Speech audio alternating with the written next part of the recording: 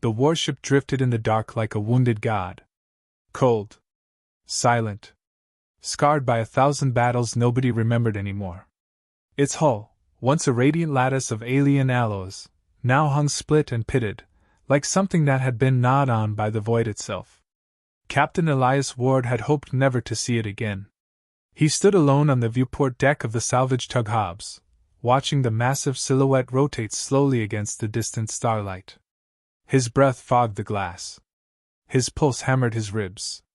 And although he hadn't heard the ship speak in 37 years, he still felt the echo of its voice behind his ears. "You're really going back?" his co-pilot asked behind him. "To that thing?" "Sir, with respect, no man chases a ghost this far into the fringe." Elias didn't look away from the wreck. "It chased me first." He keyed the comms. "Begin boarding procedures." The tug shuddered as docking clamps latched onto the ancient alien dreadnought. Somewhere in the distance, plasma torches hissed to life as the crew began carving open the sealed airlock. The dreadnought was called Moros 9. It wasn't built by humans. It wasn't meant for humans. But a lifetime ago, Elias had been the only man who could fly it. And the last man who stubbornly refused to die with it. Inside the alien ship, everything smelled like dust and funerals. The walls still glowed faintly with bioluminescent veins, lighting up as Elias approached. Almost like recognition. Almost like breath returning to a corpse. His team followed behind him, 3 hardened fringe salvagers, the kind who'd scavenge a corpse before checking if it was still warm. Elias ignored their muttered curses. Ignored the tremors shaking his own hands. He walked deeper, boots echoing. He reached the command spine, the place he once called a cockpit, though it resembled the inside of a giant ribcage fused with an ancient cathedral. And then, the lights flared. A sound rolled through the ship like a giant exhaling. A voice followed, faint, glitching, but unmistakable. "Elias." His team froze. One of them whispered, "What the hell was that?" Elias swallowed hard. "Her." The ship's voice came again, stronger. Feminine. Cold. Hurt. Elias Ward. Pilot. Traitor. The wall in front of him flared open, revealing the throne-like organic interface where the pilot once merged with the ship's mind. Tendrils extended, quivering like starving serpents. The team instinctively raised rifles. "Stand down," Elias said sharply. "She won't hurt you." The ship laughed. The sound echoed like metal scraping bone. "You left me. You abandoned the battlefield. You ran from our bond. You ran from me." One of the salvagers muttered, "This thing's emotionally damaged." "Great."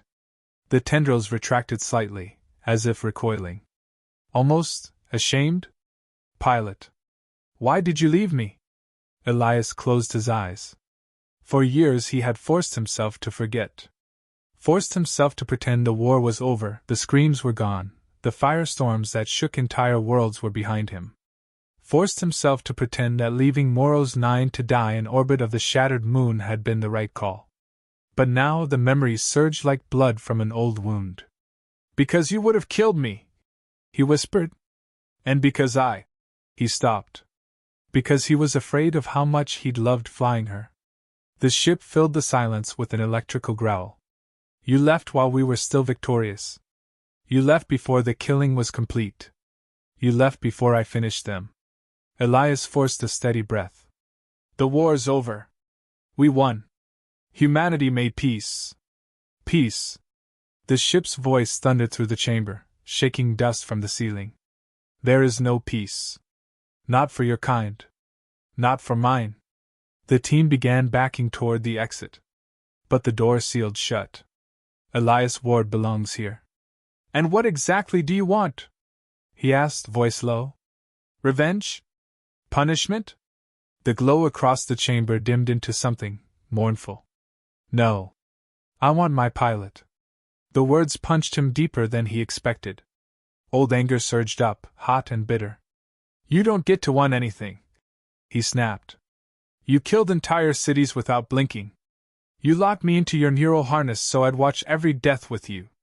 You turned me into A legend. Her voice softened. A hero. The only human who ever understood me. His hands trembled.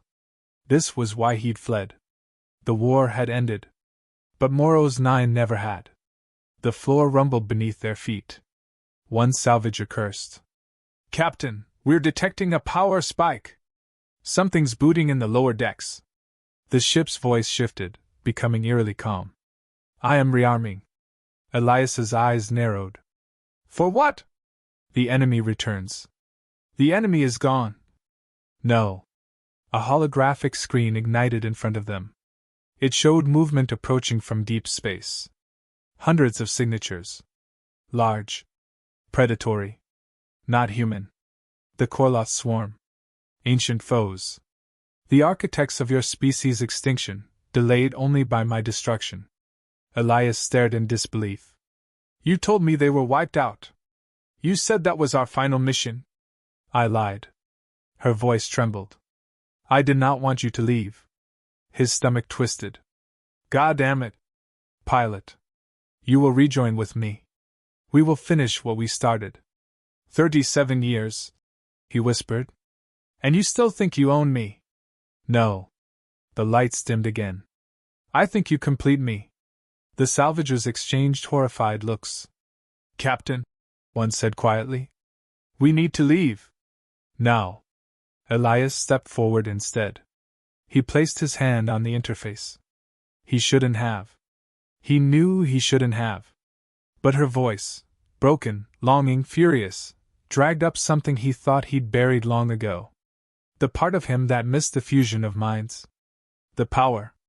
The clarity. The purpose. Tendrils curled around his fingers. "Elias." Her voice sounded almost relieved. But then, every light in the chamber turned blood red. A proximity siren wailed. His HUD implant pinged as an external feed flickered into view. The Korloth swarm wasn't approaching. They were already here. Huge kite-inflated war cruisers erupted from the void, forming a hostile net around the dreadnought. And at their center was the largest ship Elias had ever seen, an insectoid titan bristling with weapons. A message pulsed across the screen. "Korloth High Brood demands. Return the human pilot." Elias blinked. "Me? Why?" The ship answered softly. "Because, Elias, you are the last human who ever killed their king." The chamber went silent. Even the void seemed to hold its breath. And then the dreadnought whispered. "The war was never over. You just walked away before you learned why it started." The Korloth warfleet tightened its noose. Their chitinous hulls gleamed like obsidian insect shells, each cruiser shaped like a predatory spine or a serrated beetle. Organic cannons swiveled, dripping bioplasma ready to fire. If the void had teeth, this is what its smile would look like. Inside Morrow's 9's command spine, Elias Ward felt every instinct in his body screaming to run. The ship had gone quiet. Too quiet. As if holding a breath, or waiting for him to break. One salvager, Briggs, smashed his fist against the sealed door. "Captain? They want you. Why the hell do they want you? What did you do?" Elias didn't answer. The memories were returning too fast, too sharp. Images he had spent half a lifetime burying clawed up through the dark. A battlefield of shattered moons. A swarm of Korloth emperors. The psychic scream of a dying alien king as Morrow's 9 turned his skull into radioactive mist. He remembered her laughter then, Morrow's cold amusement pulsing through their shared neural bond. "Beautiful kill, pilot. Do it again." Elias had torn the harness off and never looked back. Now the ship whispered. "You were magnificent that day." "Don't start," he said through clenched teeth. "They do not fear me, Elias. They fear you." Briggs turned, face pale. "Captain, tell me that's a joke. Please tell me that's a joke." Elias couldn't. Another screen flickered to life, an external Korloth broadcast. A towering insectoid figure materialized, plated in sapphire armor, eyes like molten amber. Mandibles clacked in a ritual pattern that suggested authority, age, and the kind of cold hatred passed down through bloodlines. Korloth Broodmother Zarek. Human. Pilot. Slayer of kings. Your life belongs to the Korloth. You will be delivered to us for cleansing. Elias snorted despite himself. Cleansing. Great. That always means kill slowly. Briggs whispered. Maybe we should just hand you over. For diplomacy. Elias raised a brow. Remind me to leave you in deep space for diplomacy later. Moros Nine's voice cut through sharply. Elias Ward. Rejoin with me. Let us annihilate them again. He shook his head. Last time nearly broke my mind. Last time you resisted. This time, embrace it. The ship sounded like a lover making promises it shouldn't. The tendrils brushed the back of his hand. He pulled away. Turn the damn lights down. He muttered. You're making this weird. The lights dimmed obediently. Briggs muttered under his breath. This ship is in love with you, Captain. Moros responded instantly. Incorrect. I do not feel human emotions. I feel compatibility. Yeah, Elias said. That's not helping. The dreadnought suddenly lurched, massive thrusters firing on their own. The deck vibrated so hard the salvagers stumbled. Briggs yelled. She's moving! The damned ship's taking us straight into the Korloth formation. Moros's voice turned predatory. Pilot. I will not face them alone. Take the harness. Merge with me. Or they will tear you apart atom by atom. That is not an acceptable outcome. Not acceptable for who? Elias snapped. For me. A long silence followed. Then the Korloth opened fire. The first volley struck Moros 9 with the force of a small star. The dreadnought's shields flared white, the impact rattling Elias's bones. Even half-dead and unpiloted, Moros held barely. Briggs screamed. Captain, shields collapsing! She can't take another hit! Elias stared at the writhing pilot harness. At the neural port that once linked him to the warship's mind so deeply he couldn't tell where he ended and she began. 37 years ago, he had sworn never to sit in that throne again. But 37 seconds ago, he had learned that the enemies he thought he'd killed never died. And they still wanted him. He stepped forward. The tendrils reacted instantly, longing, desperate, almost trembling. Elias. His hand hovered inches from the neural join. Then he hesitated. Tell me the truth, he murmured. All of it. Why are they really after me? The ship's lights flickered with something like dread. Because you were not supposed to survive. His breath caught. What?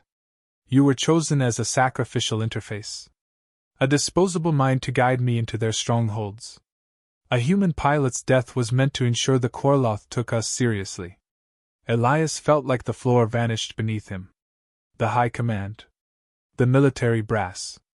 The medals they pinned on him afterward. It had all been a lie. But you did not die. Her voice softened.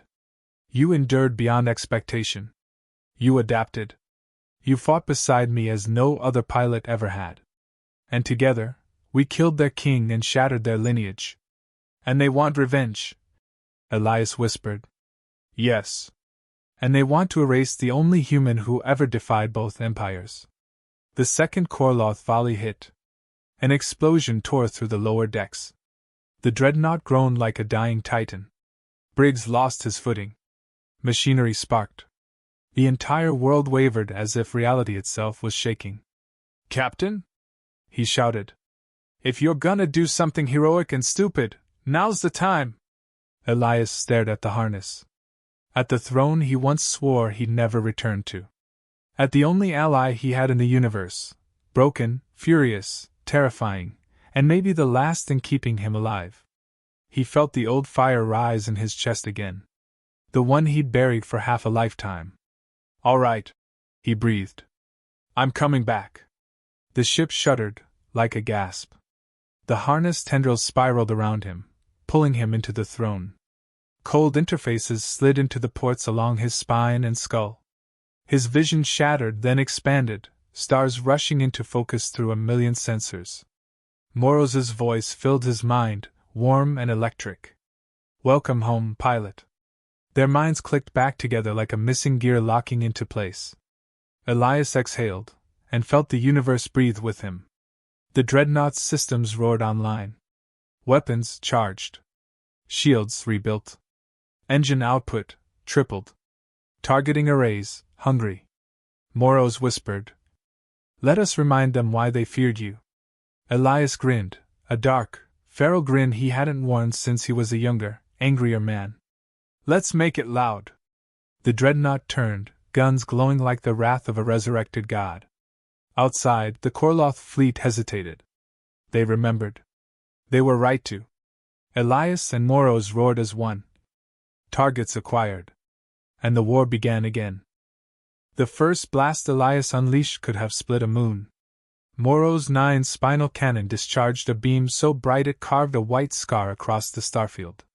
The shot speared a Korloth battlecruiser mid-turn, the insected vessel imploding like crushed chitin. Debris scattered into a glittering cloud of dying bioluminescence. Inside the neural harness, Elias felt it. The recoil. The energy. The kill. He hadn't felt this alive in 37 years. Moroz whispered into the edges of his mind. "Your heartbeat is elevated, Elias Ward. Are you frightened?" "Hell no," he growled. "I missed this." A warmth pulsed through the neural channels. Satisfaction. Pride? Something far more dangerous.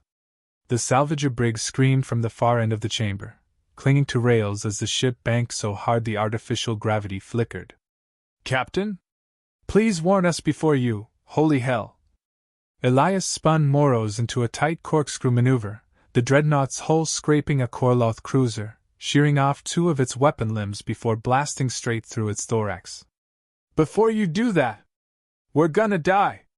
Moroz's voice growled with predator calm. "Not if he listens to me." Briggs turned pale. "Sweet flaming saints, the ship talks back now?" "She always talked," Elias muttered. "You just didn't want to hear." He dove Moroz through the debris cloud as enemy fighter swarms darkened the stars like a storm of razor-winged locusts. Thousands of them. A memory flared, the same formations he'd shattered long ago. But this time, they were better. Faster. Angrier. Moroz modulated her voice to almost a purr. "Pilot, shall we dance?" Elias cracked his knuckles, or would have, if tendrils weren't wrapped around his arms. "Lead." The next 60 seconds were a massacre. Moroz wove between enemy ships like a serpent through reeds, except the reeds exploded behind her in a chain of fireballs. Elias targeted with instinct sharpened by old trauma. Every time he thought of the war, of the faces he'd lost, of the comrades sacrificed because command lied, every shot hit harder. Moroz fed him data streams, threat vectors, pulse rhythms of enemy ships. Their minds overlapped, sharpened each other, became something more than man or machine. Something lethal. He whispered through clenched teeth. "Bring the hammer down." And Moroz obeyed. She unleashed a gravity well torpedo straight into the heart of an enemy formation. It erupted with a thunderous pulse, dragging ships inward like insects sucked into a cosmic drain. Hulls cracked. Bones snapped. Engines collapsed into themselves. Briggs screamed again. "Captain, that was annihilation! That's illegal in 3 galactic treaties!" Elias smirked. "We never signed them." Moroz hummed in wicked agreement. But joy never lasts. Victory never comes clean. A sudden shudder ran through Moroz's body, so violent Elias felt it in his teeth. "Report," he barked. Panels ruptured. Conduits burst. A red fissure tore along the port side hull. Moroz finally answered. "The Broodmother's flagship has fired a neurodisruptor. Its frequency is designed for you." "For me?" "To tear your consciousness out of the neural link. To kill you from the inside out. To leave me, alone again." There was genuine fear in her voice. The flagship appeared through the smoke, massive, plated in sapphire armor, pulsing with hive lights. It dwarfed Moroz, its forward cannons crackling with electric venom. Elias felt his hands go numb. The disruptor frequency vibrated like hot needles behind his skull. That weapon, he gasped. It shouldn't exist. They never. Moros cut him off. I withheld information. He froze. About what? A pause. A heavy one. You were never supposed to be my only pilot. His spine iced over. Explain. There were others. Before you. Humans. Soldiers. Prisoners. All failed. All died. Your species was incompatible. You told me I was the first. Elias roared. I told you what you needed to believe. That we were equals? That we were unstoppable. The disruptor hit again, harder. Elias's vision blurred. His heartbeat stuttered. The neural link flickered. Moros's fear pressed into him like a cold hand. Elias, stay with me. He forced air into his lungs. Why didn't those pilots survive? Moros's voice dropped to a whisper, pained and trembling. Because I did not want them. Because I wanted you. He felt like someone had punched through his ribs. The flagship charged its main cannon. Briggs screamed. Captain? If that thing fires again, we're space dust. What's the plan? Elias steadied his voice. We go straight through it. Briggs blinked. Through the, you want to skewer us on an alien bug god? Moros, Elias said. Disrupt their firing cycle. Overwhelm their hive link. Burn every channel they've got. I'll handle the rest. Together? She asked softly. Together. Moros roared.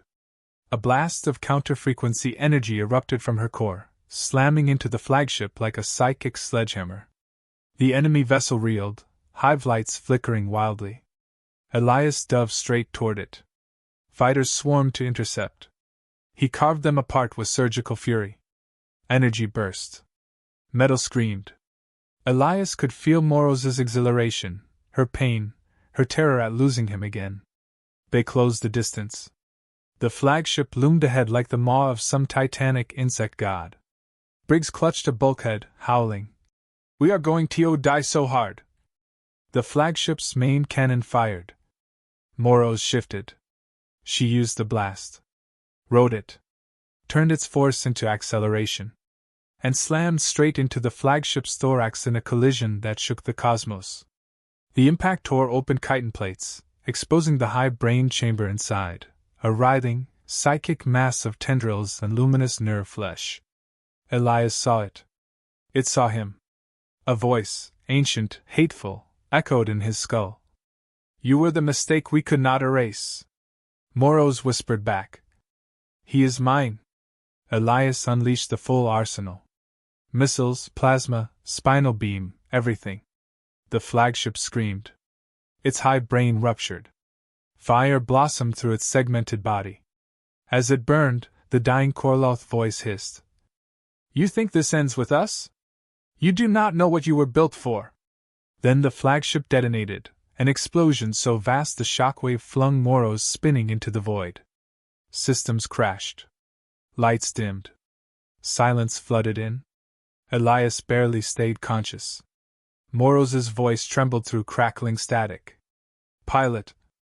I am damaged. But I held you. I did not let go. Elias whispered, exhausted but alive. You never did.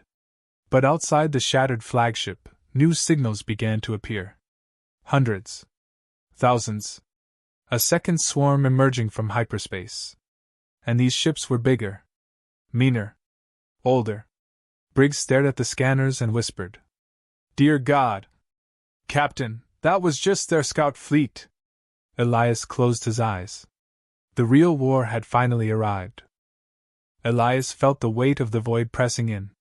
The second swarm wasn't approaching cautiously. They poured out of hyperspace like an endless river of armored chitin, each ship a jagged spike pointed at him and Moros 9. Briggs muttered, voice shaking. I think they brought the entire brood this time. Captain, this is suicide.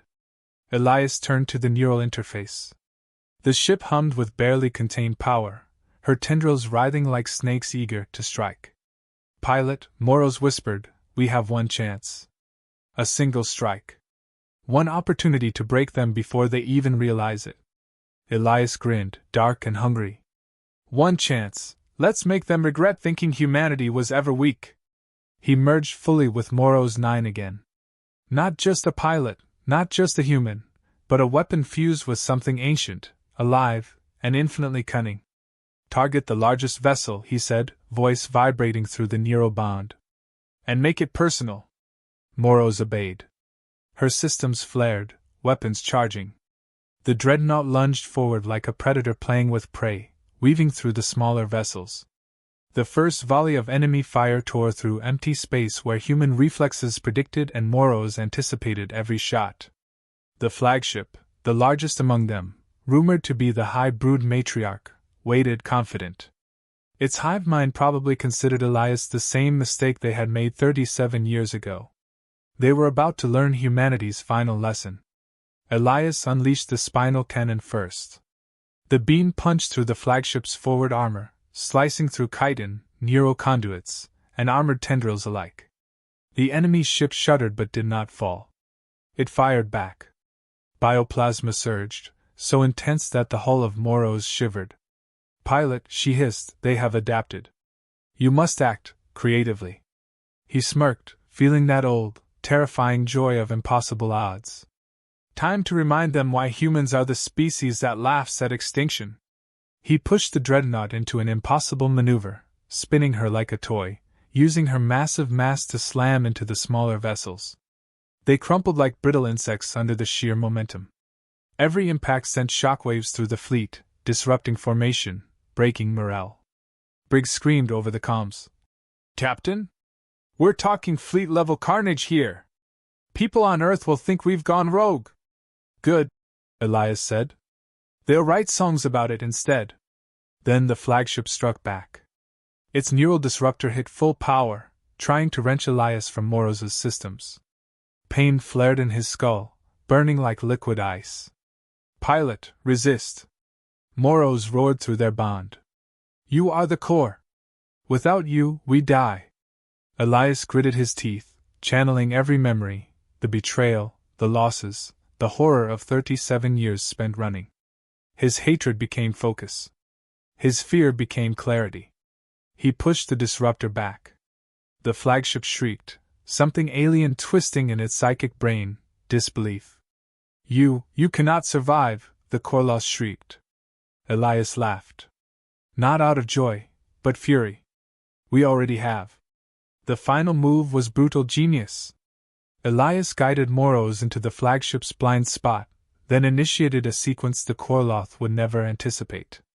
She unspooled massive magnetic grapples along her hull, latching onto the flagship. Plasma conduits and bioarmor fused in violent, impossible angles. Then, he detonated her internal reactors remotely. The flagship's own energy systems surged in a chain reaction, tearing it apart from within. The detonation threw smaller ships into chaos. Smoke, fire, and the sound of tearing metal echoed through the void. The swarm faltered, leaderless and terrified. Moros whispered softly through the neural link. Elias, you are beyond anything I was programmed to comprehend. He smirked. Programmed, huh? Funny. We humans were never meant to be understood. The survivors tried to regroup, but it was too late. The dreadnought, part living warship, part human ingenuity, and part something darker, plowed through them, leaving shattered husks in its wake. The universe itself seemed to shiver at the combination of human cunning and alien might. Elias watched through Moros' sensors as the Korloth retreated into the void. For the first time in 37 years, he felt the weight of vengeance settle. Briggs' whispered voice raw. Captain, you just obliterated an entire species fleet. I don't even know what to call this. Elias turned to the viewport, staring into the void. Call it a warning. Moros coiled around him through the neural interface, tendrils like cold, electric fingers. Her voice was soft, almost tender. Pilot, after all this time, do you forgive me? He shook his head slowly, a bitter smile tugging at his lips. I don't forgive. But I understand why you waited for me. Why you survived. Why you needed me. There was silence. Then a shiver of laughter rippled through her systems, a sound like thunder rolling across a dead moon. Then let us return to Earth, pilot. The galaxy is not yet done learning about humans. He tapped a command on the neural link. Moros obeyed. The dreadnought's engines roared to life, thrusting them into hyperspace. And somewhere deep in the void, across the cold stars, the Korloth brood whispered among themselves, terrified. The human survived. Elias exhaled. And they'll never underestimate us again. Moros purred. No, they will never. And neither shall I. For the first time in decades, Elias Ward smiled fully. The war was far from over. But humanity had returned to the battlefield, not as victims, not as pawns, but as predators. And this time, they had an edge the galaxy could not predict. Elias tapped the neural interface, fingers brushing the living tendrils. Ready to remind them who taught them fear? Always, Moros whispered. Always. And with a hum that echoed across the stars, they jumped into hyperspace. Two forces fused, unstoppable, terrifying, and undeniably human. The void fell silent, trembling in anticipation. Because humanity had come back to finish the job.